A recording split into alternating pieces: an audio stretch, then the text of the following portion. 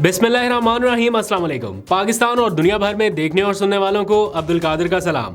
Vlog के आगाज़ में एक ख़बर जो फेक न्यूज़ है लेकिन बहुत ज़्यादा सर्कुलेट कर रही है और मेरा मोबाइल जो है इनबॉक्स भरा हुआ है।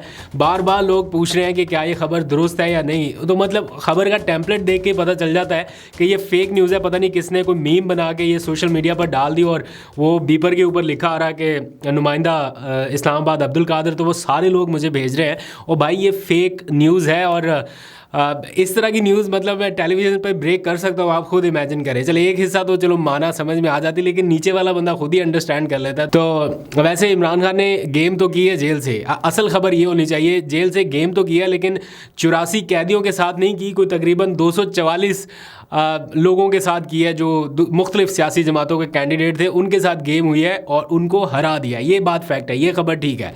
खैर, coming back to the point, आज पाकिस्तान की सियासत में काफ़ी हैपनिंग्स रही। मतलब एक तरफ पंजाब असम्बली का हंगामा खेज इजलास और दूसरी तरफ कौमी असम्बली में काफ़ी एक्टिविटीज़ रहीं। जो 9 मुंतखब अरकान हैं वो जा कर फैसिलिटेशन सेंटर्स पर अपनी प्रोफाइल्स जो है वो उसे कंप्लीट कराते रहे, या यूँ समझ लीजिए कि रजिस्ट्रेशन का जो अमल है वो कंप्लीट कराते रहे। कौमी असम्बली का इजलास अब कुछ ही दिनों की दूरी पर है जब प्राइम मिनिस्टर का इंतखाब होना है, अपोजिशन लीडर का, स्पीकर कौमी असम्बली। लेकिन उससे पहले तमाम अरकान जो है वो जाकर अपनी प्रोफाइल्स जो है वो कंप्लीट कराते हैं, रजिस्ट्रेशन का अमल। आपको याद है जब इमरान खान ने वो वेस्ट कोट मांगी थी किसी फोटोग्राफर से शायद या किसी स्टाफ मेंबर ने दी थी, तो वो भी इसी जगह की थी, बड़ा मशहूर हुआ था वो क्लिप। तो आज ये लोग जब बैठे अपनी तस्वीर बना रहे थे तो वो मुझे तो याद आया, शायद आप में से भी किसी को याद आया हो कि इमरान खान भी इसी तरह जब वो प्राइम मिनिस्टर बनने की तरफ जा रहे थे तो बतौर मेंबर कौमी असम्बली जब अपनी प्रोफाइल कंप्लीट करा रहे थे तो इसी किस्म के मनाजर थे। खैर, एक तरफ पंजाब असम्बली का इजलास हुआ, वहाँ पर क्या माहौल था आपने टेलीविजन पर भी देख लिया होगा। मैं ये सोच रहा था कि एक तरफ ऐसे लोग हैं जिनके पास मैंडेट नहीं है हुकूमत करने का या हुकूमत बनाने का, लेकिन दूसरी तरफ वो लोग जिनको अवाम ने लाखों करोड़ों वोट देकर मैंडेट दे दिया, कभी हाई कोर्ट जा रहे हैं, कभी इलेक्शन कमीशन जा रहे हैं, कभी सुप्रीम कोर्ट तक जा रहे हैं, हर फोरम पर जा के वो फॉर्म 45 बेचारे हाथों में लिए फिर रहे हैं। कोई हल्फ देने को तैयार है, कोई फॉर्म 45 लेके फिर रहा है कि जनाब ये है हमारे साथ। वो सब के सब आगे मैं देख रहा हूँ उनको, वो बेचारे प्रेस कॉन्फ्रेंस कर रहे हैं, कभी एक की प्रेस कॉन्फ्रेंस, फिर दूसरे की प्रेस कॉन्फ्रेंस, फिर तीसरे की प्रेस कॉन्फ्रेंस। हर प्रेस कॉन्फ्रेंस में यही उनका एक दुखड़ा है जिसे कोई सुनने के लिए इस वक्त तैयार नहीं है कि जनाब हमारे पास मैंडेट है। असल मैं ये अंडरस्टैंड करने की कोशिश कर रहा हूँ कि अगर इसी तरह लोगों के साथ हो सकता है जिस तरह से हो रहा है, तो इनके पास कौन सा प्लेटफॉर्म बचता है। कहने को तो सारे ही हैं, इस्लामाबाद हाई कोर्ट है, इलेक्शन कमीशन है, सुप्रीम कोर्ट है, लेकिन कोई एक प्लेटफॉर्म जहां से फौरी इंसाफ इन लोगों को मिल सके, या जिनको ये अश्योरिटी है कि अवाम ने मैंडेट इनको दिया, या उनके पास फॉर्म 45 की शक्ल में 100% ओरिजिनल सबूत मौजूद है। तो जब वो ये देख रहे हैं कि उनको इंसाफ मिल ही नहीं रहा, कोई उनको सुनने के लिए तैयार नहीं है, और वो प्रेस क्लबों में जा के प्रेस कॉन्फ्रेंस कर रहे हैं, हमारे सामने सहाफ़ियों के सामने अपना दुखड़ा रो रहे हैं, तो बड़ी एक अजीबोगरीब सी सूरत हाल है कि मतलब उनकी दाद रसी का एट द मोमेंट ऐसा लग रहा है कि कोई प्लेटफॉर्म नहीं है। कहने को है लेकिन वहां पे सुनवाई उस तरह से नहीं हो रही। वो कह रहे हैं कि आप एक बार हमें सुने तो सही कि हम कहना क्या चाह रहे हैं, हमें तो बोलने भी नहीं दिया जा रहा। उनका असल दुख ये भी है कि एक तो हमारे साथ ज्यादती हुई, फिर हमें सुना नहीं जा रहा और हमें बोलने भी नहीं दिया जा रहा। वो कह रहे हैं एक बार सुने तो सही, अगर हम गलत हुए या गलत साबित हो गए तो हमें जेल भेज दें। किसी एक के साथ तो करें ना, जो गलत बोल रहा है किसी एक को तो जेल भेजें या किसी एक को तो सजा दें।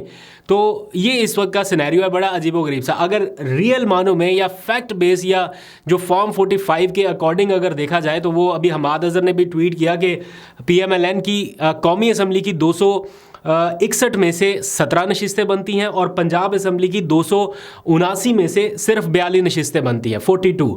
तो अगर कोई इतने कम मैंडेट के साथ भी ये क्लेम कर दे कि उसके पास पूरी मेजॉरिटी है हुकूमत बनाने की, और दूसरी तरफ की क़यादत जो है वो उनको बिल्कुल दीवार के साथ ही लगा दिया गया कि जनाब आपके पास कोई मैंडेट नहीं है, तो ये बड़ी एक अफसोसनाक सी सूरत हाल है। आज इमरान खान साहब ने भी इसके ऊपर कुछ सहाफ़ियों से बातचीत की और उसका लुब लबाब ये है कि पहले जब तक मैंडेट वापस नहीं होगा या ये माल मसरूका बरामद नहीं होगा मैंडेट की शक्ल में, जिन लोगों ने छीना है उनसे ये मैंडेट वापस नहीं होगा, तब तक सियासी इस्तेहकाम नहीं आने लगा। यानी बातें तो हम कर रहे हैं कि सियासी इस्तेहकाम की तरफ जाना है, सबके साथ बैठ कर बातचीत करनी है या मुआशी इस्तेहकाम की बातें, लेकिन एक्चुअल जो जो इसकी अब रीज़न है, रूट कॉज होगी, दैट इज़ मैंडेट। आपको लोग हर जगह पे फॉर्म 45 दिखाएंगे या बताएंगे। मुझे अभी तक ये समझ नहीं आई कि अगर ये लोग झूठ बोल रहे हैं या ये लोग गलत बयानी कर रहे हैं तो किसी ने इनका फॉर्म 45 पकड़ के चेक किया कि यार ये इसके ऊपर दस्तखत गलत है या प्रिजाइडिंग अफसर ने दस्तखत नहीं किए या ये बेबुनियाद है। अगर ये झूठ बोल रहे हैं तो इनको पकड़ के सजाएं सुनाएं, इनके ऊपर तौहीन इलेक्शन कमीशन की कार्रवाई चलाएं, इनको जेलों के अंदर डालें अगर ये झूठ बोल रहे हैं।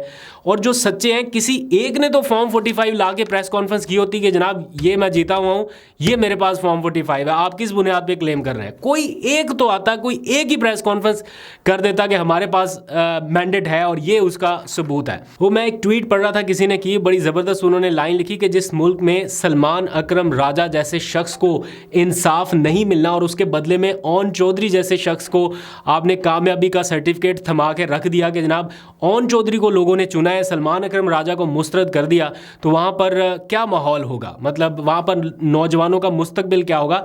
वो साहब ये सवाल उठा रहे थे, मतलब एक आम फहम सोच रखने वाला शख्स भी इस कदर सोच रहा है कि सलमान अकरम राजा, आप उनकी पर्सनैलिटी से कोशिश भी करें तो शायद इख्तलाफ ना कर सके, मतलब जितना वो धीमे लहजे का शख्स है, जितना पढ़ा लिखा कानूनी सोच रखने वाला मुदल्लल किस्म का शख्स है, तो उसके मुकाबले में ओन चौधरी साहब को कामयाब डिक्लेयर कर देना, और वो कानूनदान है, मतलब ये नहीं कह रहा कि कानूनदान है इसलिए उसको जीत थमा दे, वो कानूनदान है स्टिल इंसाफ नहीं ले पा रहा अपने लिए, ये पॉइंट मैं रखना चाह रहा हूँ। और इससे भी दिलचस्प बात यह है कि पीटीआई के कैंडिडेट्स की जीत जो है वो हारने वाले दूसरी जमातों के कैंडिडेट भी तस्लीम कर रहे हैं कि भाई हमारे पास भी फॉर्म 45 है, और उसकी बेस पर ये पीटीआई का कैंडिडेट ही जीता है, जिसको जिताया गया वो नहीं जीता।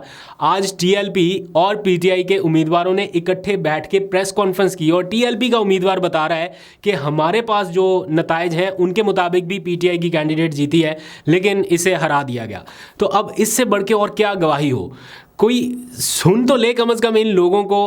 आज चीफ जस्टिस साहब की अदालत तक तो चला गया मामला, सुप्रीम कोर्ट में ये केस चैलेंज कर दिया गया, शेर अफजल मरवत की तरफ से उन्होंने इंतखाबी नताइज को चैलेंज कर दिया।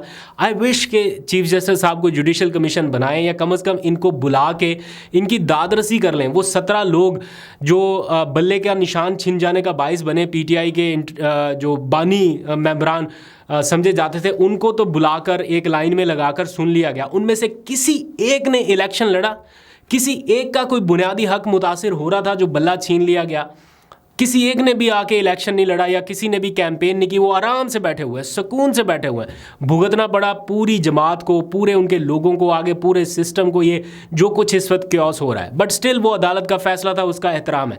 लेकिन उसी तरह इन लोगों को भी बुलाकर पूछ लें, ये भी आपके आर्टिकल 184(3) के दायरे के अंदर आते हैं, इनको भी बुला लें अदालत में और इनको भी अपने सामने उसी तरह से खड़ा करके पूछे कि इनके कौन से जो हकूक़ हैं वो मुतासर हुए। वो शौकत बसरा ने आज प्रेस कॉन्फ्रेंस की, वो कह रहा कि बोलने की इजाज़त तक नहीं मिल सकी, मैं कुरान पाक साथ लेके गया था, मैं हलफ देना चाहता था लेकिन बोलने का मौका नहीं मिल सका। तो ये इस वक्त की सिचुएशन है। खैर, इसी सारी सूरत हाल में एक दिलचस्प बात यह कि मौलाना फजलुर रहमान साहब के बेटे असद महमूद टांग में पीटीआई के जिस उम्मीदवार से, आज़ाद उम्मीदवार से हारे हैं, दावरकुंडी उनका नाम है, वो भी आज पहुंच गए पीटीआई के दफ्तर और उन्होंने भी इमरान खान की अमानत, इमरान खान को लौटाने का फ़ैसला किया और उन्होंने भी एफिडेविट जो है वो साइन कर दिया कि जनाब मेरी ये नशिस्त इमरान खान की अमानत थी। आज ही उनका नोटिफिकेशन हुआ, आज ही वो पीटीआई के दफ्तर पहुंच गए और जनाब उन्होंने ये कागजी कार्रवाई मुकम्मल कर दी कि जनाब अब मौलाना फजलुर रहमान और पीटीआई साथ साथ हैं कि जनाब हमारे साथ धांधली हो गई। अब मौलाना के बेटे से जीतने वाले जो हैं वो पीटीआई के उम्मीदवार हैं या वो पीटीआई है। तो अब मौलाना साहब एहतजाज करें भी तो कैसे करें, और अगर पीटीआई के साथ इत्तेहाद करें भी तो कैसे करें, ये भी एक बड़ी उलझन है। मौलाना वफाकी हुकूमत के पीछे रहेंगे, ये इनको आसानी से या सुकून से हुकूमत नहीं करने देंगे, और इस बात का अंदाज़ा मुस्लिम लीग नून को भी है, पीपल्स पार्टी को भी है, और ये सोच पाई जा रही है, बल्कि अब मुस्लिम लीग नून के लोगों ने खुलकर इसका इजहार करना शुरू कर दिया। और कहीं ना कहीं वो समझते हैं कि पहले तो हमारे पास तहरीक अदम एतमाद थी ना, हम आइनी कानूनी जवाज़ था हमारे पास कि जनाब हम इमरान खान को हटा के आइनी कानूनी तरीके से आए हैं, लेकिन तब भी लोगों ने छोड़ा नहीं था। अभी तो जो मैंडेट की चोरी का एक इतना बड़ा इल्ज़ाम है या फॉर्म 45 का इतना बड़ा इल्ज़ाम है या ये स्टिग्मा है, इसको लेके कैसे और कितनी देर तक हुकूमत की जा सकती है, ये बड़ा क्वेश्चन मार्क है। और अंदर से ये लोग अब कहने लग गए हैं कि हम डिलीवर करने की कोशिश करेंगे और हम देखेंगे कि जब हम अकेले हुकूमत बनाने की पोजीशन में आ गए तो हम नए इलेक्शन की कॉल दे देंगे। ये ऐसी ख़बरें जो है वो आ रही हैं और उनके रहनुमाओं के साथ मंसूब की जा रही हैं ये बयानात।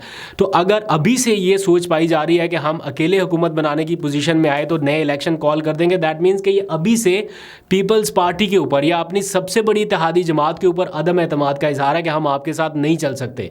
तो पीपल्स पार्टी को भी आगे जाके सोचना होगा कि ये किसी भी टाइम नए इलेक्शन की अगर कॉल देने की बात अभी से कर रहे हैं, दैट मीन्स कि ये हमें आगे चल के साइडलाइन करने वाले हैं।